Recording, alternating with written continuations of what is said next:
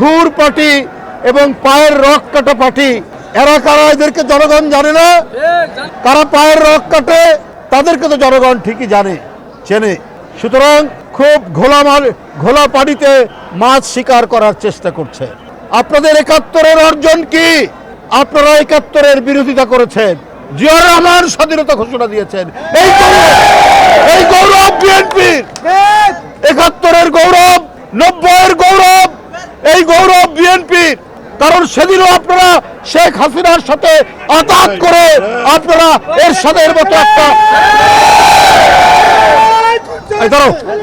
আরেক সংবাদ সম্মেলন হচ্ছে, এখানে স্লোগান দিয়ে এখানে আপনারা সেদিন জাননি এরশাদের কুলাঙ্গারের নির্বাচনে, ৮৬ সালের নির্বাচনে, এটাও তো জনগণ দেখেছে। কিন্তু বিএনপি সেই নির্বাচনে যায়নি। তার নেত্রী বলেছিলেন, দেশনেত্রী বেগম খালেদা জিয়া, যে এরশাদের অধীনে কোনো নির্বাচন করব না, স্বৈরাচারের অধীনে কোনো নির্বাচন করব না।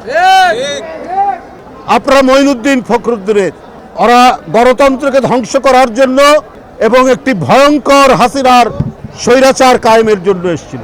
তখনও সেদিন আপনারা বাধ্য করেছিলেন তার নির্বাচনে যেতে। এটাও তো জনগণ জানে এবং জনগণ দেখে। আপনারা তো ইসলাম নিয়ে রাজনীতি করেন। ইসলাম মানে কি বারবার মুনাফিকি করা? ইসলামের মর্মবাণীতে হচ্ছে তুমি যে অঙ্গীকার করো সেই অঙ্গীকার তুমি রক্ষা করবে, এটাই তো ইসলামের মর্মবাণী।